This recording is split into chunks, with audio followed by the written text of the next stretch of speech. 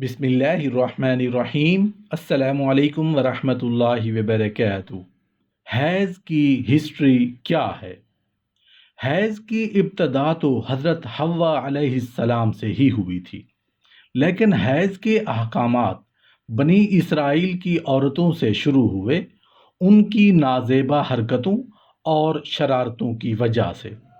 حیض کی ابتدا تو حضرت حوا علیہ السلام سے ہوئی تھی، لیکن اس وقت حیض کے دوران خواتین کو جو درد اور تکلیف ہوتی ہے نہیں ہوا کرتی تھی، لیکن یہ جو تکلیف ہے، درد ہے اور چڑچڑاپن ہے، حیض کے زمانے میں جس میں خواتین کا حسن و جمال بھی ماند پڑ جاتا ہے اور خواتین نچڑ جاتی ہیں، یہ صورت بنی اسرائیل کی عورتوں سے شروع ہوئی۔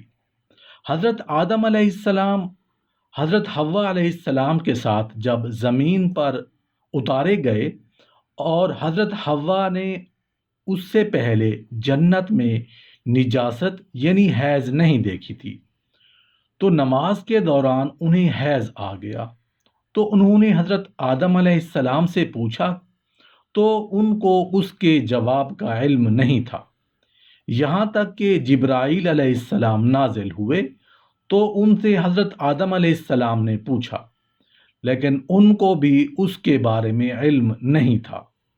اس کے بعد حضرت جبرائیل علیہ السلام واپس آسمانوں پر چلے گئے۔ پھر جب حضرت جبرائیل علیہ السلام واپس آئے اور کہا کہ حضرت حوا علیہ السلام کو کہو حیض کے دنوں میں نماز چھوڑ دیں اور قضا کا حکم نہیں لائے۔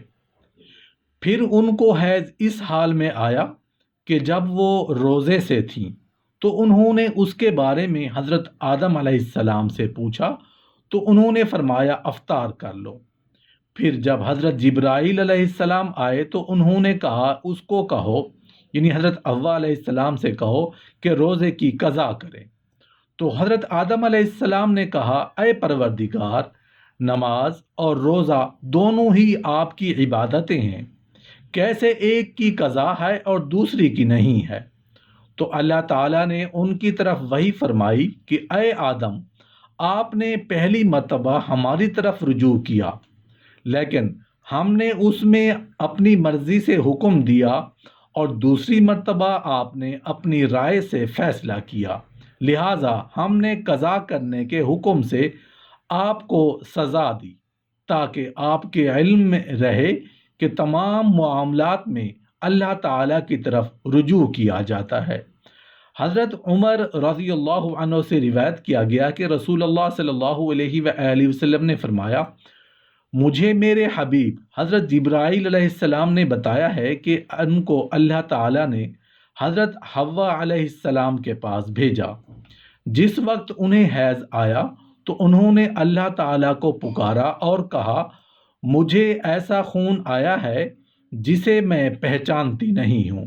تو جواب دیا، میں تجھے اور تیری اولاد کو خون آلود کروں گا اور میں اسے کفارہ اور طہارت بناؤں گا۔ حضرت ابن عباس رضی اللہ عنہ سے روایت ہے کہ انہوں نے فرمایا، جب حضرت آدم علیہ السلام نے شجرہ ممنوعہ کھا لیا تو اللہ تعالیٰ نے پوچھا، آپ کو میری نافرمانی پر کس چیز نے ابھارا ہے؟ تو عرض کیا کہ میرے لیے اس کو مزین کر کے حضرت حوا علیہ السلام نے پیش کیا تھا۔ تو اللہ تعالیٰ نے فرمایا، میں نے اسے یہ سزا دی ہے کہ سختی کے ساتھ حاملہ ہوگی اور بچہ بھی سختی کے ساتھ جنے گی، اور میں اسے 2 مرتبہ خون آلود کروں گا مہینے میں۔ جب حضرت حوا علیہ السلام نے یہ سنا تو زور سے رونے لگی۔ اللہ تعالیٰ نے فرمایا، تو بھی اور تیری بیٹیاں بھی روتی رہیں۔ عبد الرحمن بن زید رضی اللہ عنہ سے وہم فیہا ازواج مطہرہ، اور ان کے لیے پاکیزہ بیویاں ہیں، کی تفسیر کے بارے میں منقول ہے کہ انہوں نے کہا مطہرہ وہ ہوتی ہیں جسے حیض نہ آئے۔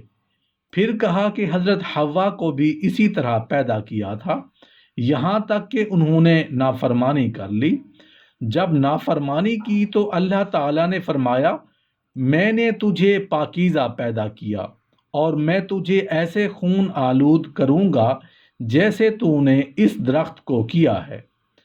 حضرت قاسم رضی اللہ عنہ کہتے ہیں میں نے حضرت عائشہ صدیقہ رضی اللہ عنہ کو یہ کہتے ہوئے سنا کہ ہم حجت الوداع میں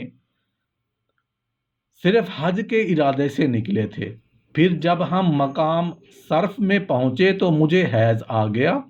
میرے پاس رسول اللہ صلی اللہ علیہ وآلہ وسلم تشریف لائے اور میں رو رہی تھی۔ آپ صلی اللہ علیہ وآلہ وسلم نے پوچھا کیا بات ہے، کیوں رو رہی ہو، کیا حیض آ گیا ہے؟ میں نے کہا جی ہاں۔ آپ صلی اللہ علیہ وآلہ وسلم نے فرمایا یہ وہ چیز ہے جو اللہ تعالیٰ نے آدم علیہ السلام کی بیٹیوں پر لکھ دی ہے۔ تم سوائے بیت اللہ کے طواف کے حاجیوں والے سارے کام کرو۔ اور فرماتی ہیں رسول اللہ صلی اللہ علیہ وآلہ وسلم نے اپنی ازواج کی طرف سے ایک گائے ذبح فرمائی۔ ان روایات سے یہ معلوم ہوتا ہے کہ حیض دنیا کی ساری عورتوں کے لیے ہے اور ہر عورت کو آتا ہے جب سے اللہ تعالیٰ نے عورت کو پیدا کیا ہے، اور خاص طور پر یہ معلوم ہوتا ہے کہ حیض کی ابتدا حضرت حوا سے ہوئی تھی۔ حضرت ابن مسعود رضی اللہ عنہ روایت کرتے ہیں کہ بنی اسرائیل میں مرد اور عورتیں ایک ساتھ نماز پڑھا کرتے تھے، چنانچہ عورت کا یار ہوا کرتا تھا اور وہ لکڑی کا جوتا پہنتی تھیں جس سے اونچی ہو جاتی تھیں اپنے دوست کو دیکھنے کے لیے، تو اللہ تعالیٰ نے ان پر حیض ڈال دیا۔ حضرت آدم اور حوا علیہ السلام کے جنت سے نکالنے کا سبب شجرہ ممنوعہ بن گیا تھا۔ اسی طرح یہ بھی ایک ظاہری سبب سا ہے، ورنہ حقیقت میں اللہ تعالیٰ کی طرف سے حیض ایک نعمت ہے جو اس نے بنات آدم میں جاری کر دی ہے، اور یہ انسانی وجود کی بقا کا ذریعہ ہے۔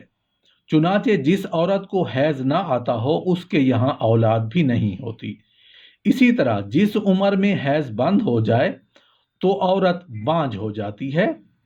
اسی طرح جب بچہ ماں کے پیٹ میں ہوتا ہے تو اللہ تعالیٰ اسی حیض کے ذریعے اسے غذا فراہم کرتا ہے جس سے بچے کی بڑھوتری اور نشو و نما ہوتی ہے۔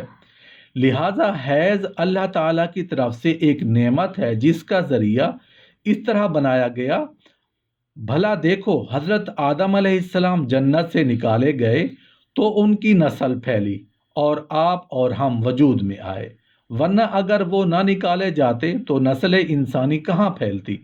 اگرچہ اللہ تعالیٰ ہر چیز پر قادر ہے، لیکن اس نے ہر کام میں ایک نظام کے تحت رکھا ہے۔